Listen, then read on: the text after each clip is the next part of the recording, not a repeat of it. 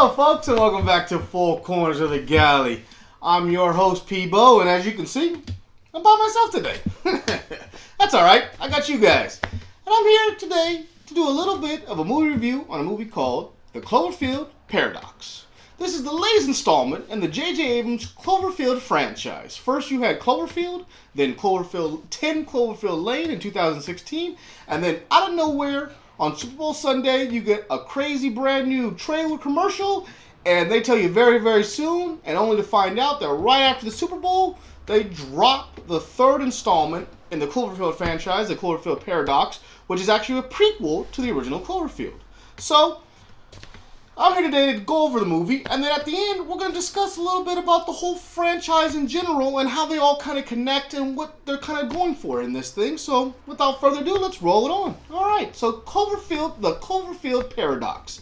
Brand new movie, released on Netflix. This was originally going to be released by Paramount Pictures, but Netflix bought the rights and distributed it on their streaming channel. This was originally called The God Particle, but a lot of people thought obviously this was going to be in the Cloverfield franchise, as JJ has done before. Outside of Cloverfield, he's renamed these titles and different things, and then once the movie comes out, he puts the Cloverfield into it. So that's kind of how his little thing is with his kind of horror sci-fi franchise that he's created. This installment in this whole series, I feel like, is probably the weakest of the three.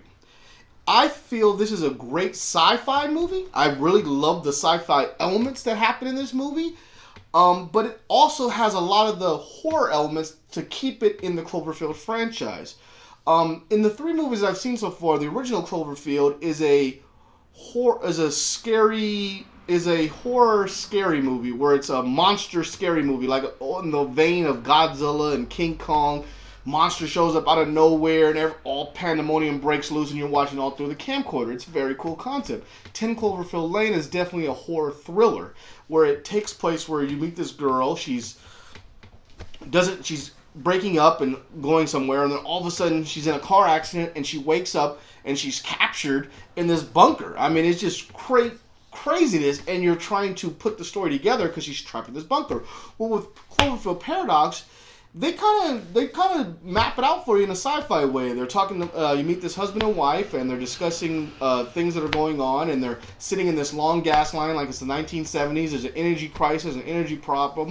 You can hear in the news stations that all these countries are preparing for war, and the energy's at its lowest, and things are about to break loose. So you meet her. She goes up on the ship. The next time you meet her, she's on the ship, and she just starts counting days down on them on the ship and them trying to figure out this thing that's called the Shepherd, which is a particle accelerator that they're trying to get it to work.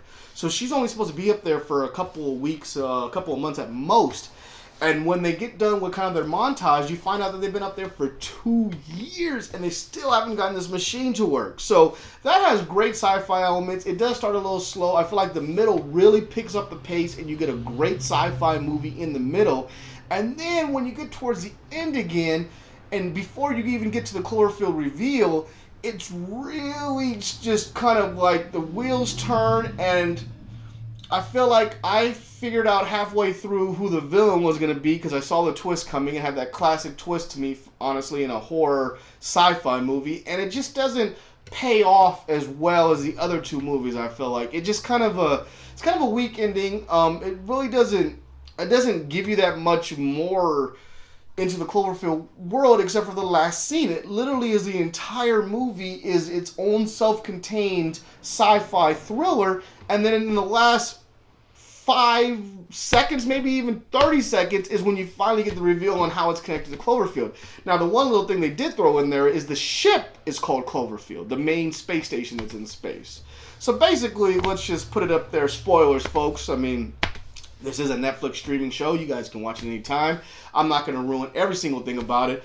But basically, the main concept of this movie is that they're trying to find clean energy to fuel the Earth because all the energy in the world has been exhausted. So the world is about to go to war, and they created this machine that they feel like it's going to do that. Well, this machine hasn't been working, and when they finally get it to work is when all things break loose. And that's basically the concept for this whole thing. Like the other Cloverfield, movies, outside of 10 Cloverfield Lane, this really doesn't develop the characters at all. You just meet a whole bunch of people in the movie. They really don't tell you who they are and what they do. You get to meet their names, and you see on their arms, based on their patches, on what different countries they're from. But it really doesn't go deep into anything. It's more about just the mystery involved. And a lot of these, in his Cloverfield movies, it's all about the mystery that's evolving around them. And you don't really, there's no character development, so it's more about his mystery. It's like he figured out a way to get his lovely mystery box that he loves to talk about, where he puts everything in the mystery box and break it all down. It's like this is his ultimate mystery box, is this Cloverfield franchise for him. He gets to put all these different stories into the mystery box and then pull them out one by one and slowly show you the story that he's trying to build, all self-contained in their own little story. So for me, The Paradox, it's a decent sci-fi movie. It has a lot of fun sci-fi elements. Definitely to watch it on Netflix. If you own Netflix, stream it. Why not? It's better than Bright. It's better than a lot of other movies out there. And I've watched a whole lot worse sci-fi movies streaming on Netflix. I watch all the random stuff because they're fun. You never know what you're really going to see until you give it a try. So I definitely feel, out of a score of 5, I would give this a 2.5.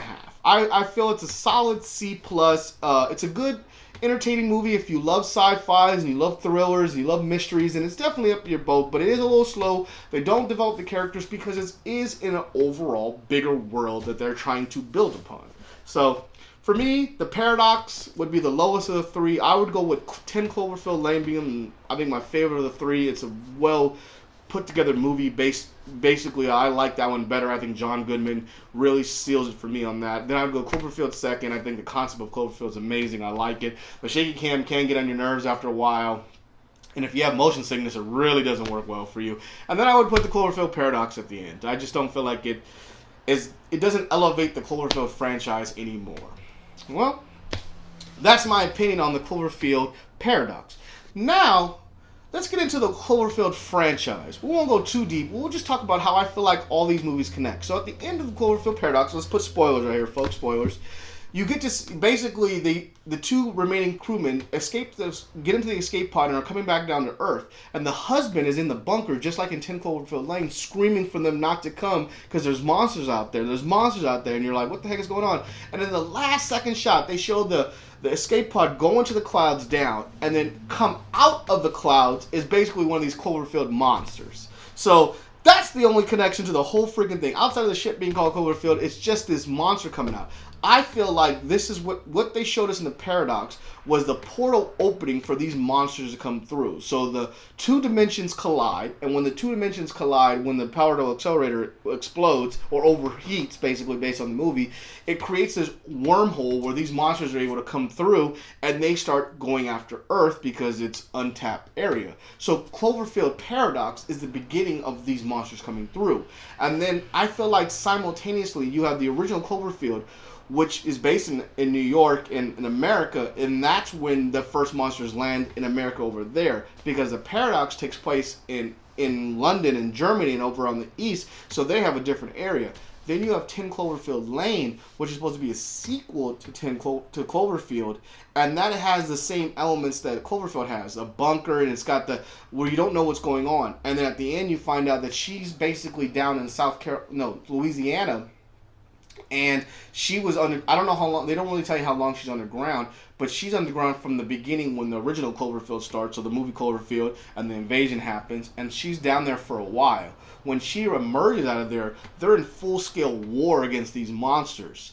And that's where she's at, and she gets out, she helps destroy one, and then she seems like she's going to Houston to help out with others. So that's where they're at.